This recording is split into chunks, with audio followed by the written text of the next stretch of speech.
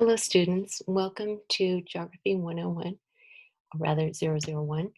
And we're going to begin our first lecture, which is Introduction to the Earth, or in the modules, I call it Geographic Basics. So before we get started, I just wanted to take a moment and just to tell you that when you are, and when you begin your first week of chapters or lectures, you should start with the recording because in the recording, I go over each PowerPoint slide and talk about the information related to it. So this is really what you would need essentially to use to study for your exam. I do post the PowerPoint slides separately as a convenience, but like I said, this is really an important thing for you to have for your exams. I also just wanted to say that I don't have a lot of experience recording lectures. And so if my voice gets to be very draggy or monotone, it's just because I'm used to talking to a classroom full of students and just staring at a computer screen talking about a slide tends to be very, very different. So in case you start to get sleepy or something, you'll know that I'm probably it's my tone of voice. Well, it could be just homework in general that can make you sleepy too. I do try to, with the lectures, I have tried to cut most of them in half. And, this is what we'd be doing in the classroom. Um, but I try to just cut it in half to about an hour or 45 minutes. So like lecture one will be two different recordings. And then when we get to lecture two, is very short. That will just be one. And you'll see that throughout the lectures. So I would suggest to you, again, it's hard to retain our attention for a long time. So it's probably better to even cut like this one section, the first half, even if you could cut that into half, so you're cutting the whole lecture into quarters. It's probably the easiest on you. And again, this would be what we're doing in the classroom. So this would not take up, our lectures would not take up um, the full time of a classroom meeting. So hopefully you can use the other part of that time to review the notes and whatever. Okay, well, welcome, like I said, to uh, physical geography, and we'll start looking at geographic basics.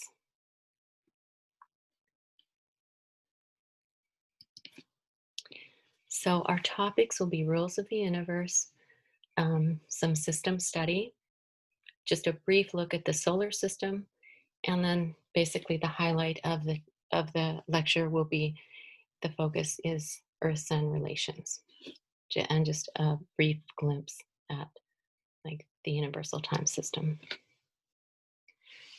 So I started this lecture off with a quote from The Secret Life of Plants by Tompkins and Bird.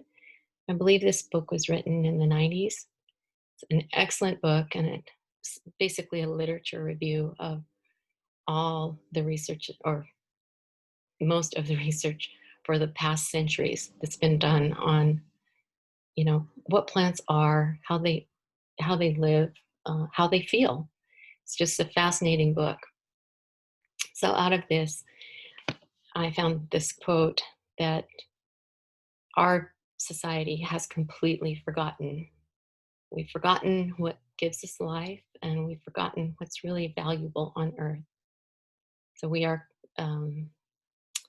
going to be looking at these things. So I'll just read it. I know you could read it yourself, but I'll just read it through for you. The true matrix of human life is the greensward covering Mother Earth. Without green plants, we would neither breathe nor eat. On the undersurface of every leaf, 1,000,000 movable lips are engaged in devouring carbon dioxide and expelling oxygen.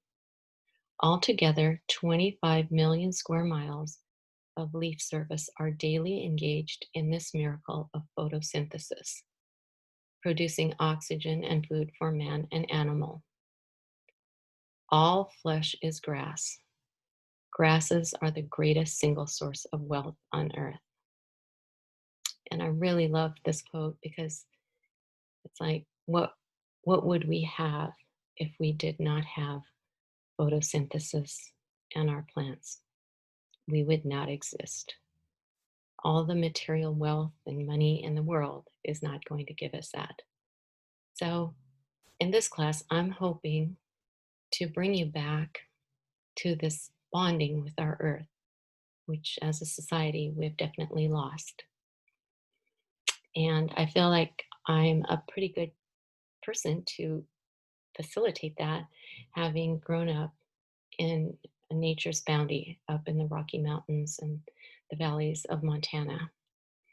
And I was constantly in nature and constantly seeing all the effects of the weather and the changes in the landscape and so forth. So I hope to impart some of that bonding with nature because even here in Los Angeles, especially like around Pasadena and these nearby towns, they've preserved all the trees and things. So nature still is within our grasp here. And I hope that I can help you pay attention to that more and be more conscious of it. So I wanted to introduce what they call the three rules of the universe.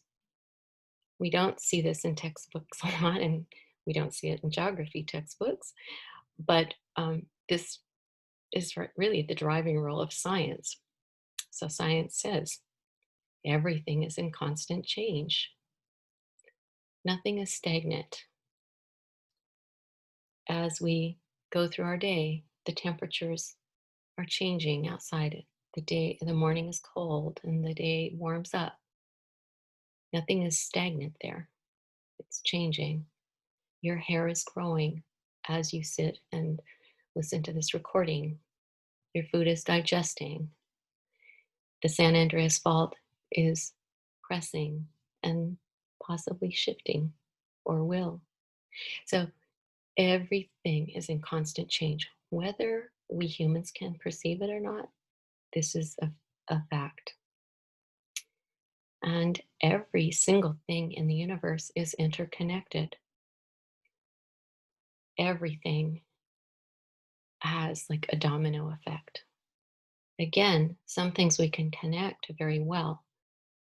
Like we know if we're hungry and we eat certain things, then we are full and we feel good.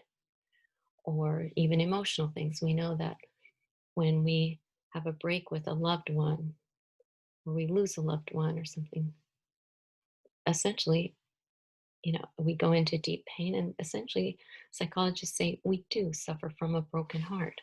They can actually measure different components in our body that speak about that. Most everything is difficult to see that it's interconnected.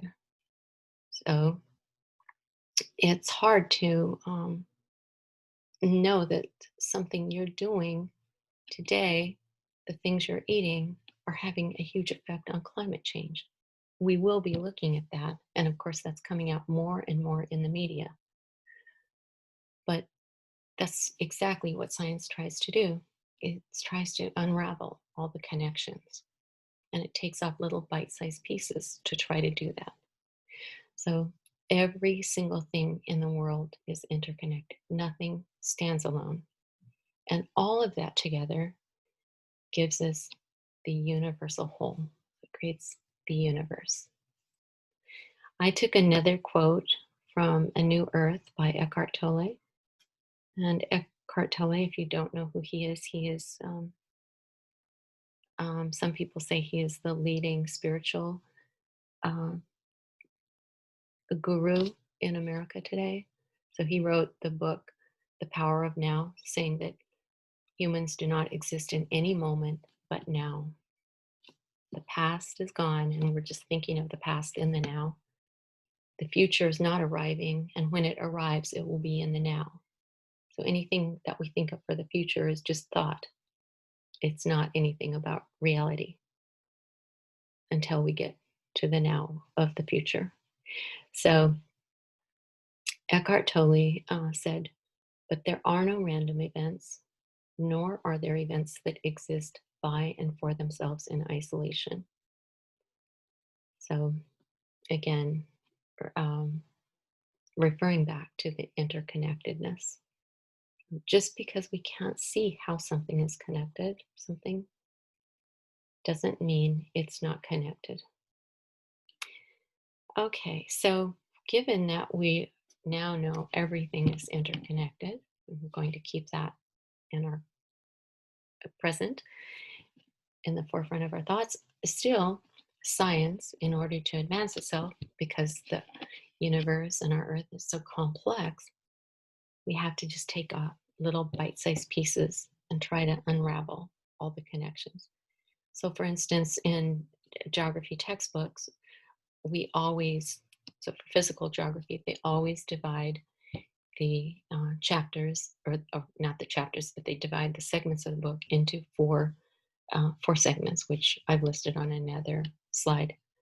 And so they're trying to break things down into components so that we can actually take a look at them and grasp some of the concepts. And then understanding that we're doing that, still, none of them stand alone. They are all interconnected. So we will be looking at those four what they call spheres. So the term geography simply means to. So geo is earth and graphin is to write. So basically, geography started off as mapping the earth.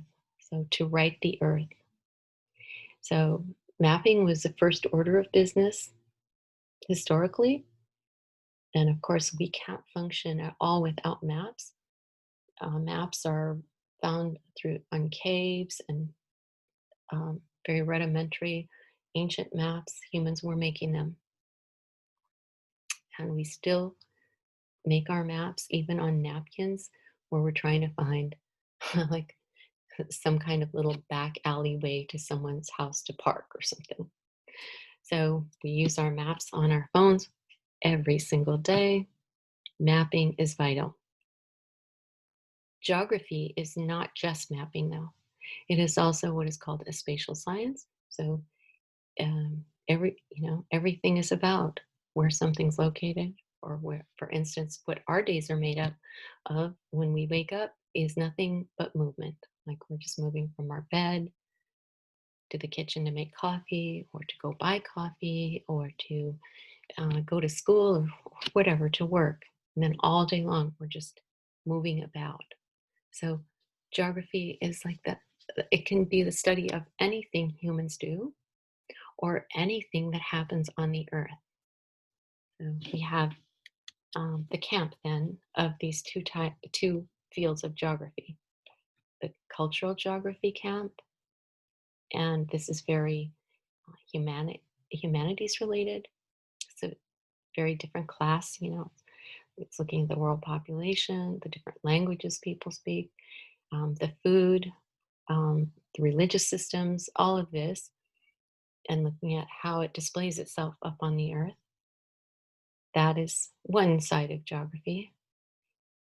And the other side is physical geography, which you're in.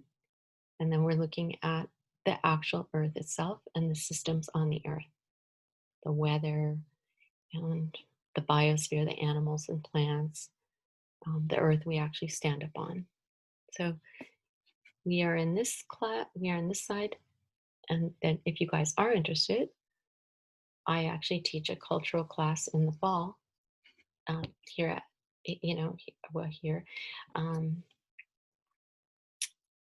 in the fall usually. And so very different classes. Again, I think both are interesting. Here are the divisions that geographers use to describe the earth. So the lithosphere, atmosphere, hydrosphere, biosphere. And these are just the usual terms that are just, that describe each one. So the lithosphere is referring to the earth that we stand on. And this is oftentimes also called the geosphere. So this is not referring to all the layers of the internal earth. It's referring just to the top layer.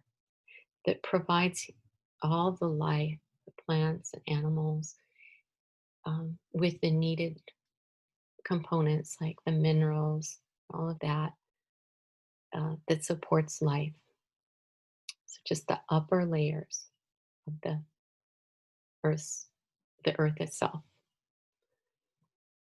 The atmosphere is, of course, all the layers of our 4 layers of our atmosphere.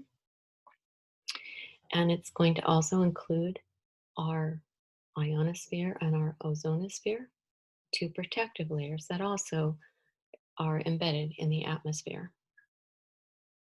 The hydrosphere is talking about all the water on Earth, and it's including liquid water, frozen or ice, and our water vapor, gaseous form. So this also includes salt water and fresh water. It also includes the water, like the water vapor that's up in our atmosphere. It includes our surface water, oceans, lakes, and rivers. And it includes our subsurface water, which would be our aquifers and our groundwater table. The last sphere is the biosphere or living sphere. So they're showing it over here, the interactions. All these come together, and here's the biosphere in the middle. And all of these together support life on Earth.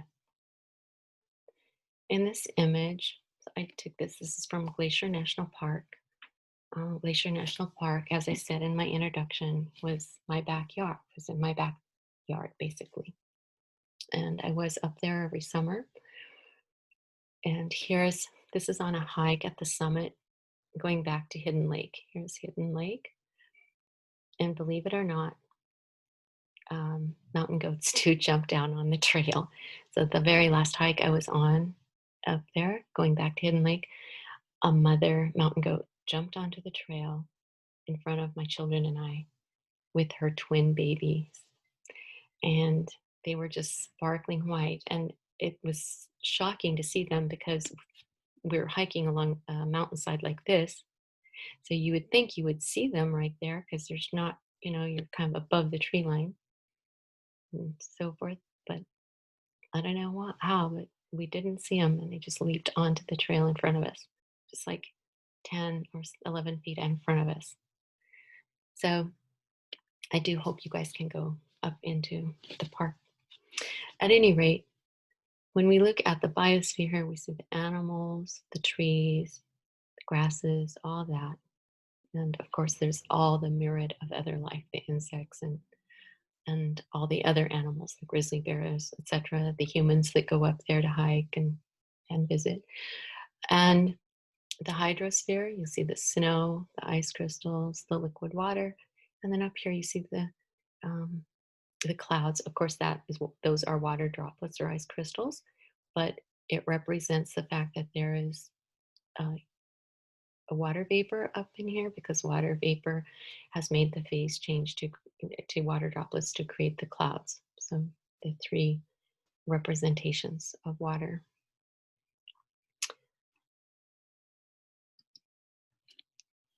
Okay, let's move on to systems. So system study is what is generally used in science, isolating something and trying to observe it and describe it, measure it, and so forth. So I just put the basic terminology here and just go through this couple of slides as an example. Okay, so in system study, they use what they call feedback loops to identify change, basically. So a positive feedback loop would be if something is increasing. So let's look at the Earth. They've been watching the temperatures, and they said the temperatures are increasing every year. They would say, climate scientists would say, it's a positive feedback loop. They're not referring to it being a good thing. They're simply saying it's increasing. A negative feedback loop will be something that's decreasing. Let's just look at the Alagala Aquifer in the central of the Midwest. It's a big aquifer. It's one of the largest in the world that underlies the Midwestern states. And it's heavily mined and pumped for agricultural products that really aren't worth very much. Often they're products that are subsidized by the government, just kind of holding farmers in, um, preventing them from going bankrupt and so forth, since it's a big, strong lobby system in Congress for those, for different industries. That is one. And the Alagala Aquifer is heavily mined and pumped, and it doesn't have an ability to recharge because aquifers recharge and replenish very slowly. So it's water very deep down in the geologic layers. And so it takes a lot for the water to trickle down and infiltrate down into these systems to replenish it. So if you're extracting a lot of water, then the the um, water coming in won't match that, so it can't refill and refresh. So they would say that has a negative feedback loop. And actually, that is considered to be a very negative thing because everyone wants it to maintain its robustness, and it's not. So, but they're not referring to it being a good thing or a bad thing. They're just saying it is decreasing. The water levels are decreasing in the aquifer. A steady state equilibrium in a system means it's maintaining and staying the same. And one important thing is all systems experience small fluctuations. It's going up slightly or down. And that's why scientists collect data for as long as they can for a period so that they can pick up natural fluctuations. So they won't identify it as a positive or negative feedback loop until they have a good longevity about a system and good observations. So they'll be like, a slight dip or increase is just a fluctuation, and it's not meaning a big change. What's important also to learn about systems is all systems resist abrupt change. They'll have little built-in margin for error in them.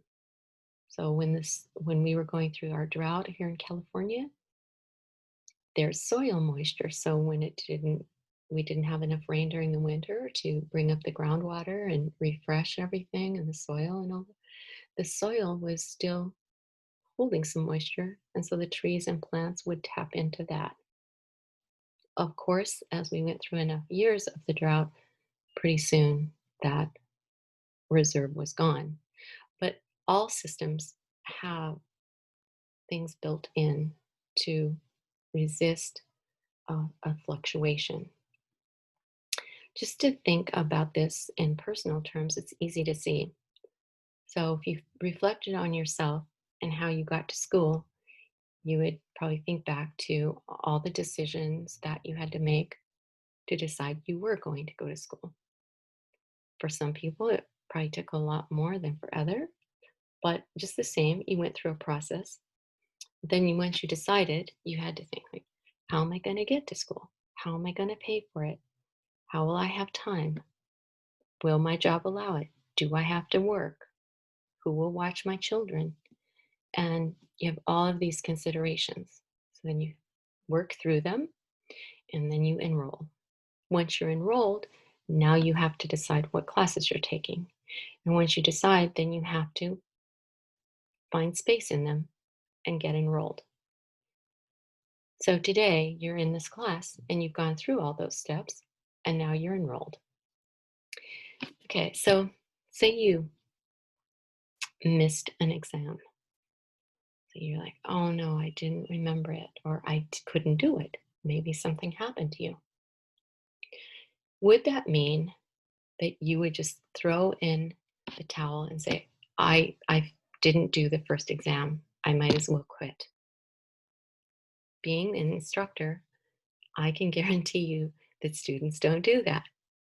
No, even when they feel dumb or something about why they missed it, or they feel like it's the instructor's not going to understand, still, they will email, or if we were in a face-to-face class, they will come in and they will explain or ask if they can have another chance and so forth. They will try to keep this steady state equilibrium because they put a lot of effort to get there. So if you missed one exam, you would still resist breaking that equilibrium that you just gained.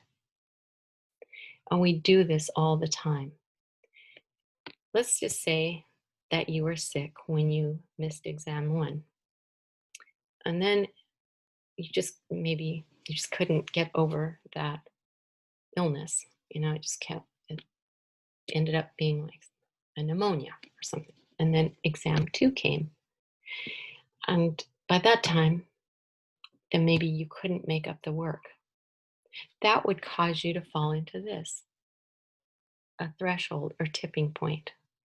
So maybe you just couldn't recover fast enough or something, and then you had to take a medical withdrawal. That would tip you into a new operational mode here. So then the next semester would come around and you would try to get it back, you know, to work on your degree, back into a steady state equilibrium. Well, this happens for every system, happens in nature all the time. Once you get into so then basically you're lurched into a new system when something tips over. When a cliff falls out along the western coastline down in Orange County or over along the beaches, then you have a different landscape, right? Houses might fall off and so forth. Now you have a whole new landscape, like I said. So you're in what they call a metastable equilibrium because for a while, when a system is in change, it kind of shakes and jiggles until it finally falls into kind of a new steady state equilibrium. When we look at system study, we also look at what they call open and closed systems. So on the top here, they're saying here's an example of an open system where inputs are put into a system and then you get outputs. So let's just say we'll look at so here's the Earth. The sunlight's coming in, the energy's coming in, and it creates a whole zillion type of systems as a response to that energy. Our weather, our seasons, all these. And that's the output. Then we have the output are all those systems that it ignites. So that would be an example of an open system.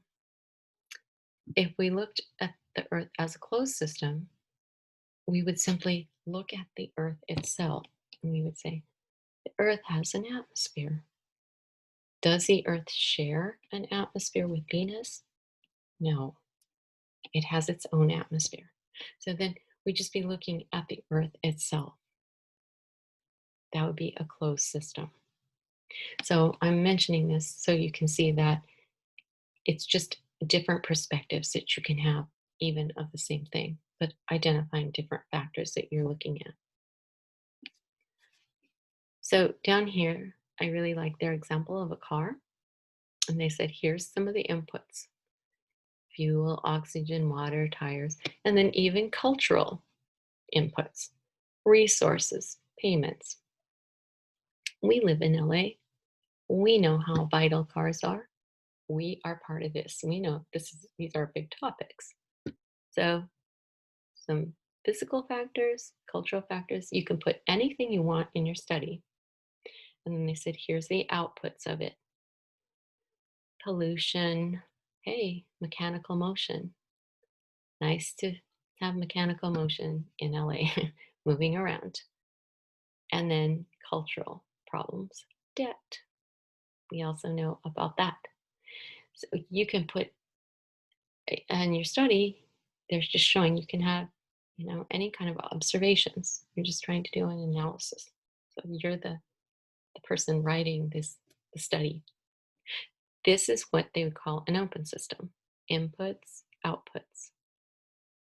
If we wanted to make a closed study about automobiles, then, or say this automobile, we just look at this car and then say this car has a problem with its ignition. Then we will only look at this car. We'll be looking at that car to see what is happening in it. So they're showing the metastable transition using a volcano. So here's the volcano over in the Philippines, 1991, erupting. The day before it erupted, the atmosphere had a different clarity because it didn't have all this ash that was spewed into the atmosphere. So the day before, the global atmosphere had a different composition than the day it erupted. Now everything is tipped over, and that equilibrium has gone. Now we're in a metastable equilibrium. The whole world is now experiencing a change in the atmospheric clarity. In each little bullet here, it's showing one of those changes. And I'll point out to this one. Colorful twilight and dawn skies are seen worldwide, because this doesn't look like it's going to be a positive outcome. All that ash and so forth, toxins and gases and so forth in there. But here's a nice one. Everyone's now seeing colorful twilight and dawn skies. You're like, what does that mean?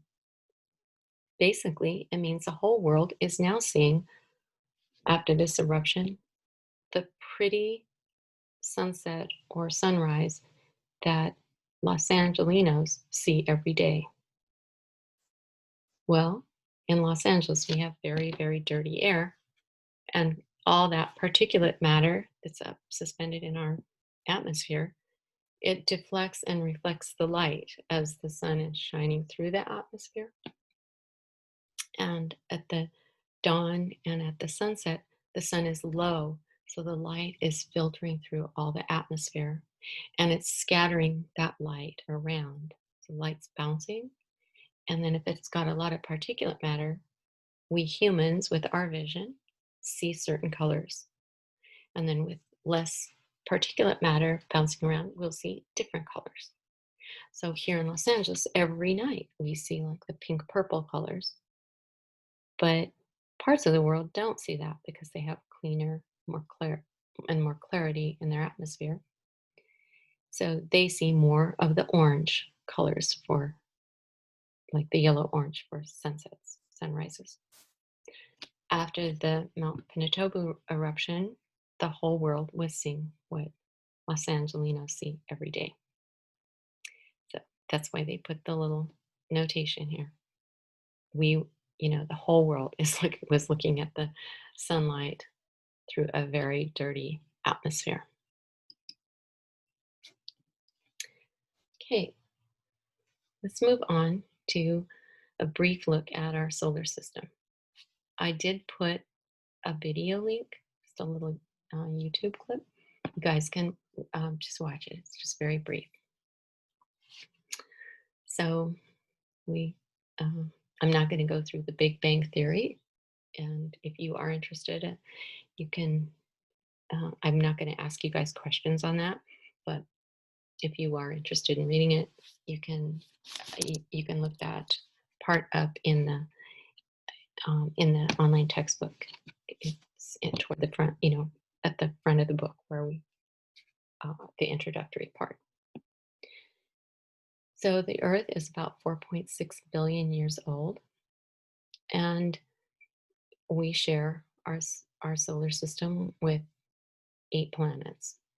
So now I can't even, I lost my train of thought. Anyway, um, we share the planet. Sorry, I'm losing my train of thought. We share the planet with, or the solar system with 8 planets in the Milky Way galaxy. Notably, Jupiter is an important planet because Jupiter is so very, very large. Here's Jupiter, and the Earth is an interstellar planet. That means it's between the Earth and Jupiter.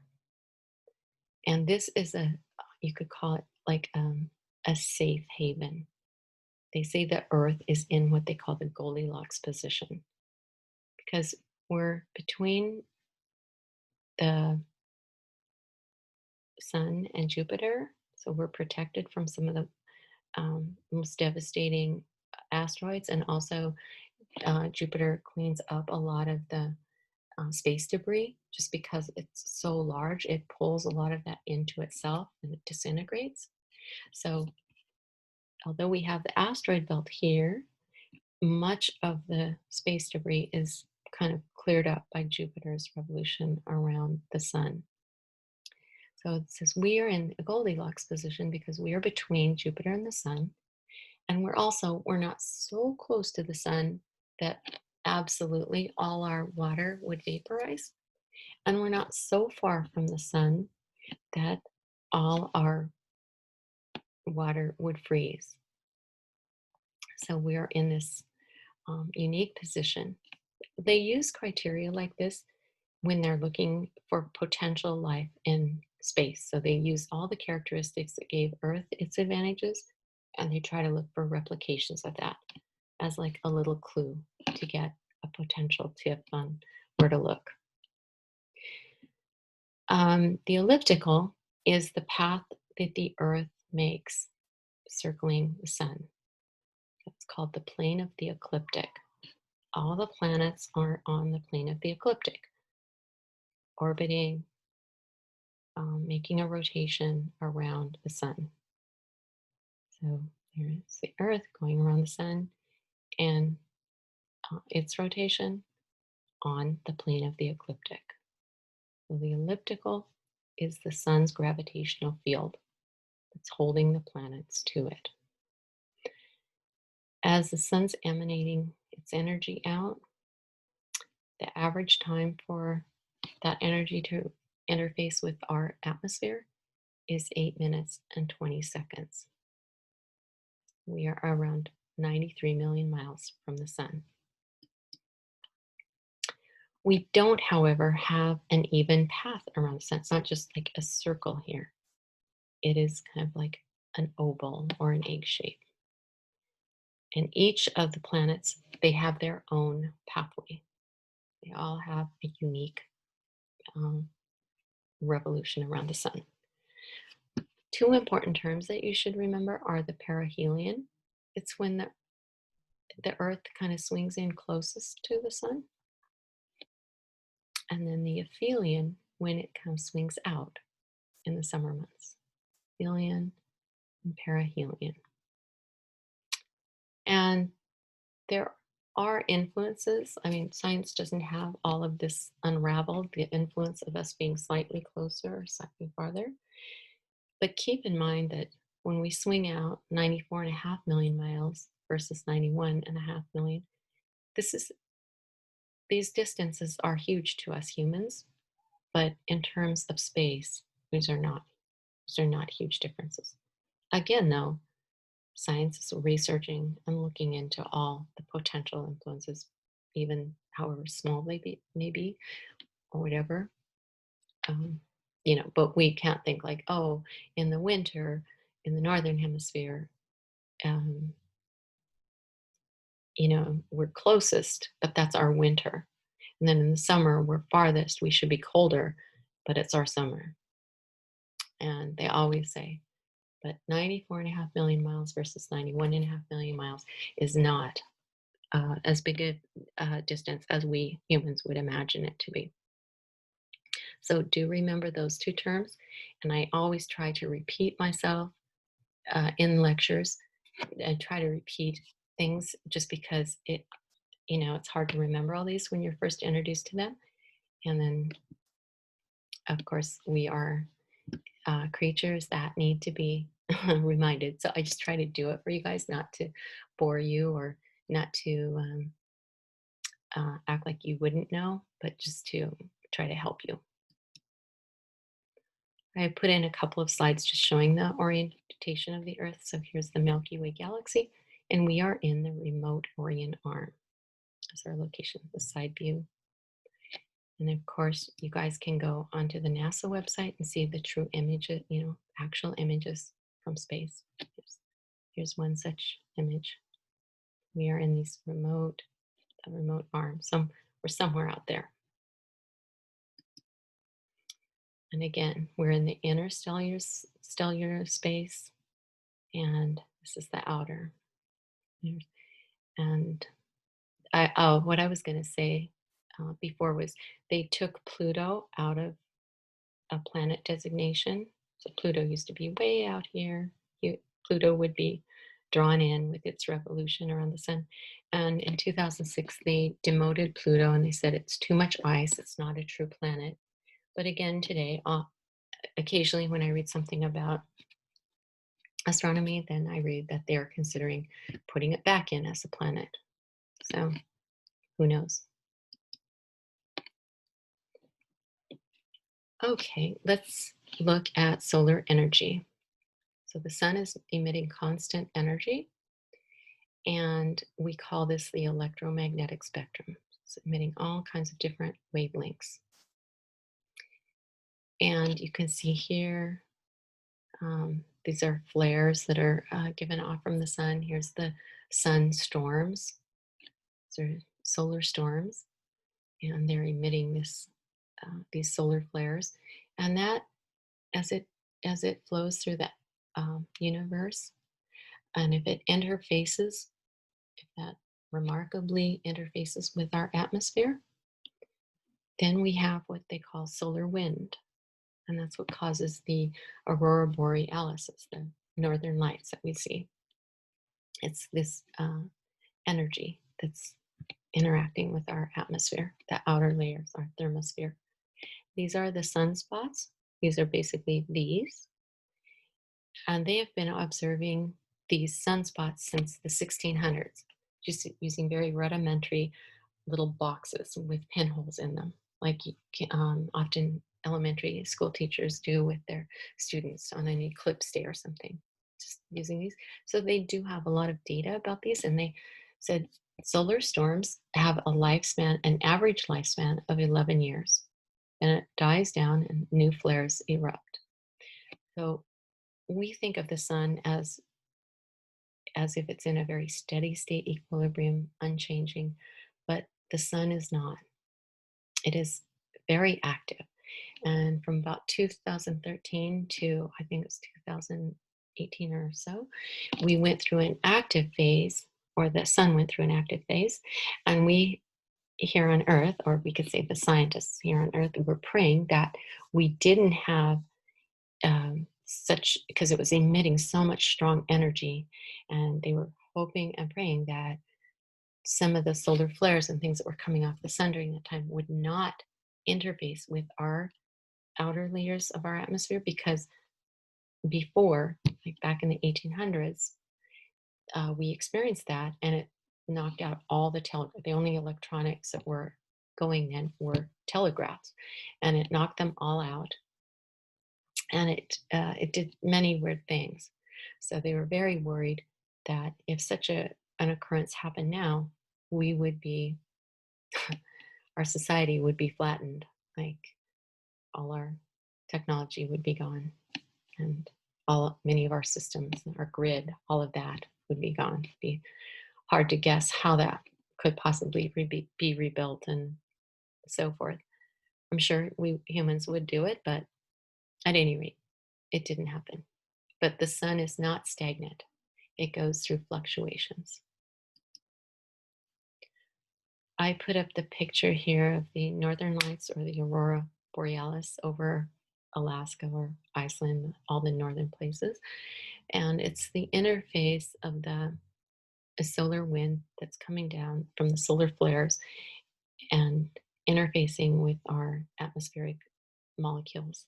So, and once you know it's from those solar flares, and if you watch this, if you go on and look at a YouTube video or something of this, if you haven't seen it in person, which most of us haven't, and you will see it looks just like wind and it changes colors and so forth. It's really pretty.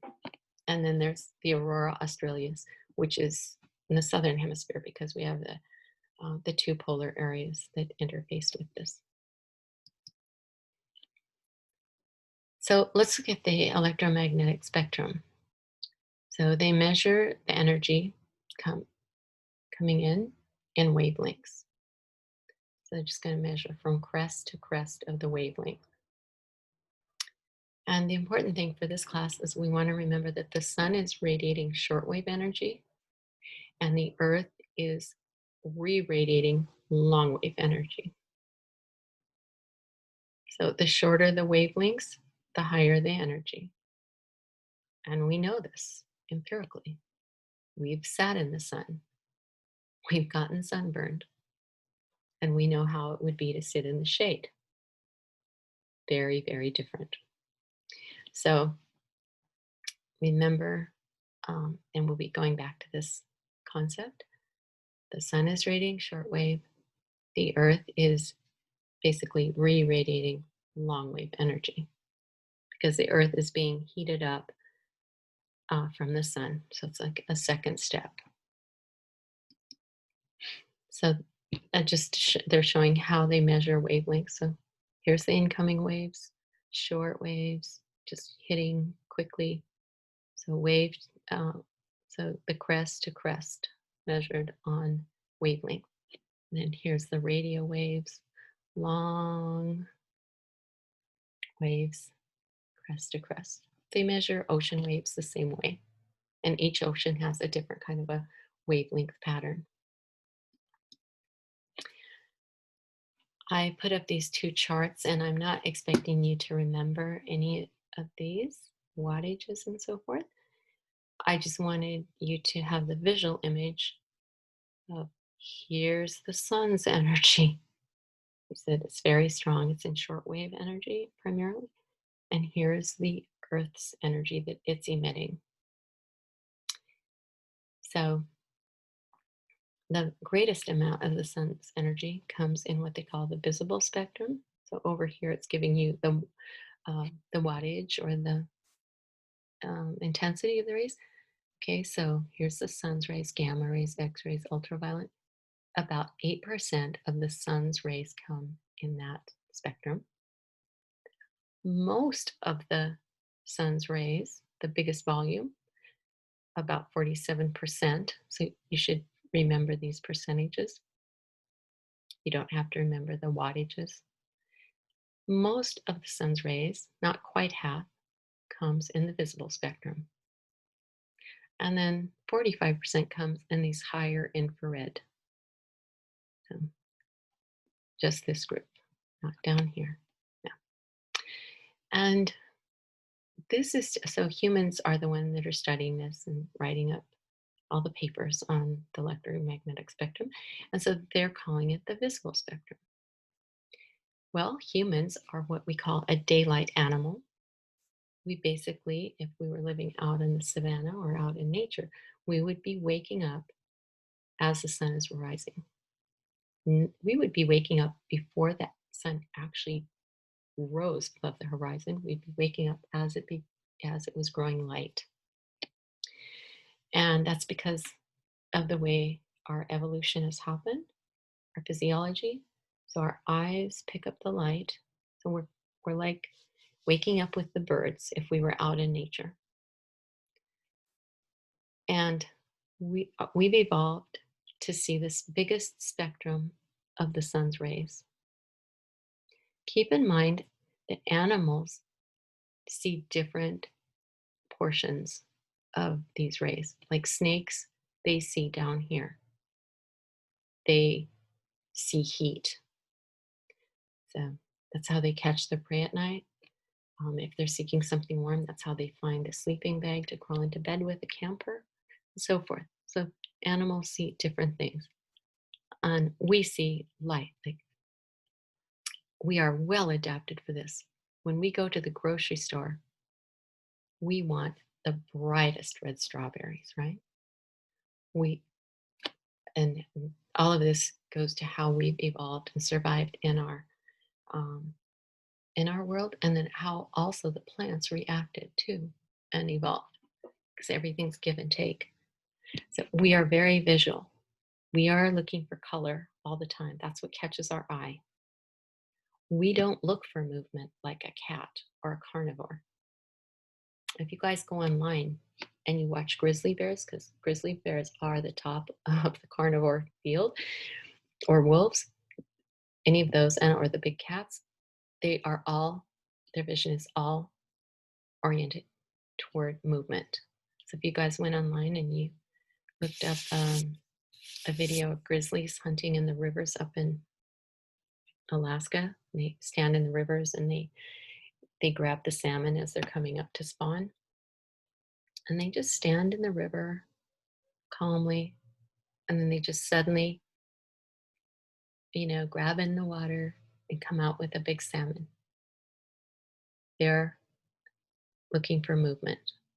Or cats, you know how cats, they sleep and then you just kind of move a little string or something and you thought they were asleep, but no, they got that movement. Well, humans are a, a color animal, and then we've named it. We've evolved to see the biggest proportion of the um, electromagnetic spectrum. It's part of our evolution. And I'm mentioning this because when you guys will do the project in our class and be learning about our physiology, because we're a product of the earth, so where we evolved, you will see this. And it showed us what to eat. So, good point to remember. The Earth's electromagnetic spectrum, because the Earth is being bombarded each morning till sunset with all the energy from the sun, different amounts each day because we have different clarity of the atmosphere or cloudiness, etc.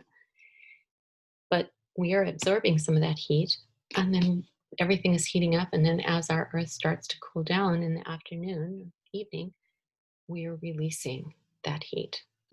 So we are much at a much lower wavelength. So we are emitting long wave energy. The sun is emitting shortwave energy. This is re-radiated energy, energy that's bouncing off the earth from the accumulation of this energy that was coming into the earth.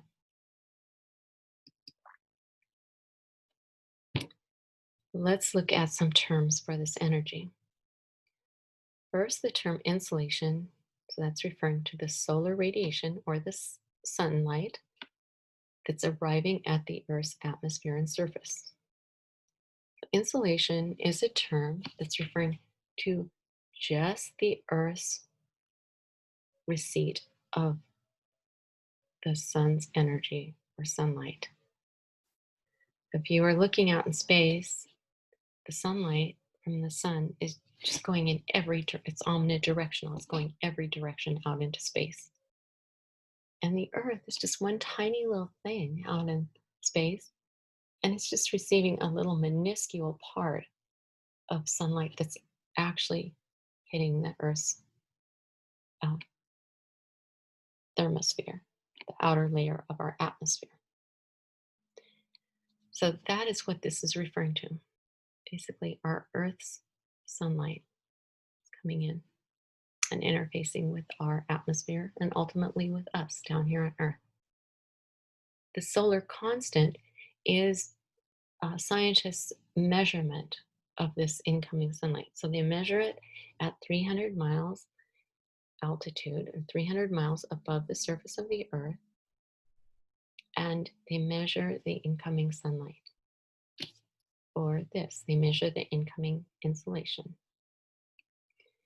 And then they take this measurement all over the Earth throughout all the seasons, and they average it.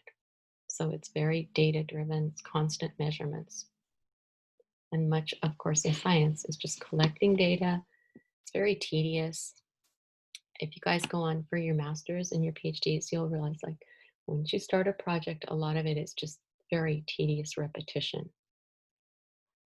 And then comes the fun part though, after you've done it all and entered it into your files, graphs, etc., and done your analysis, then you're going to make some kind of an outcome where you're going to identify it, your analysis. Yeah, so, but a lot of it is just like this, collecting and collecting and collecting data and then averaging it.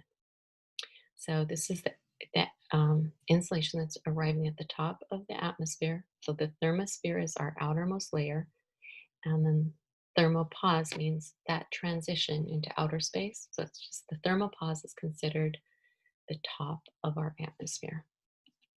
And then they said that the Earth is moving around the sun at different distances from it. Again, so they're taking an average. So data just measured through, decades and then an average. So here is the process that happens to the Earth from, you know, 4.6 billion years. And this is what we call the greenhouse effect. The greenhouse effect is not referring to climate change. The greenhouse effect is referring to this, the Earth's energy budget or the Earth's energy process, you could say. And it's showing short waves coming in, short wave energy passes readily through our Earth's atmosphere. Our atmosphere is a good transmitter of shortwave energy. Our atmosphere is not a good transmitter of longwave energy, and that is because the greenhouse gases are embedded in our atmosphere, and they are good absorbers of longwave energy. In other words, they are going to hold in heat because this is going to be heat. They are holding that in and creating the greenhouse effect. Our atmosphere acts like a blanket around the Earth, and the greenhouse effect is what gave us the potential for life here on Earth. It created a balanced temperature, and we're not freezing cold like outer space. It warmed the Earth up and gave us the potential for life on Earth. So, like I said, this is not referring to climate change. This is referring to this energy process. Sunlight comes through in the morning. It starts to heat up all the atmosphere. Temperatures are rising. The sun's, you know, uh, shining down on the buildings. The timbers of the buildings are starting to pick up that heat.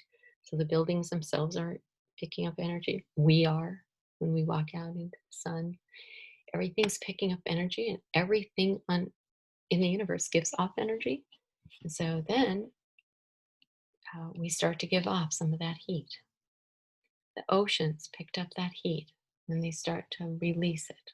And all this heat starts to go into the atmosphere, but it's not going into the atmosphere as shortwave energy. It is going into the atmosphere as longwave energy. And then, as I mentioned, in our atmosphere here, we have what we call the greenhouse gases, notably the methane, CO2, carbon dioxide, and water vapor. Those are the big um, gases that hold heat, and they are absorbing and holding some of this re-radiated long-wave energy that's bouncing off the Earth. Climate change is where we've changed the composition of our atmosphere because we've been doing animal agriculture, which is a huge methane, carbon, CO2 emitter. We've been flying our planes and our cars and all the fossil fuels and the coal burning for industry, and we've changed the composition of our atmosphere. That is climate change, but within this system, the greenhouse effect. So as a result, we are seeing our temperatures on Earth rising. Okay, so that closes this first section, and then your second section of this lecture will go into the Earth's grid and then ultimately the Sun Earth relation. Thank you.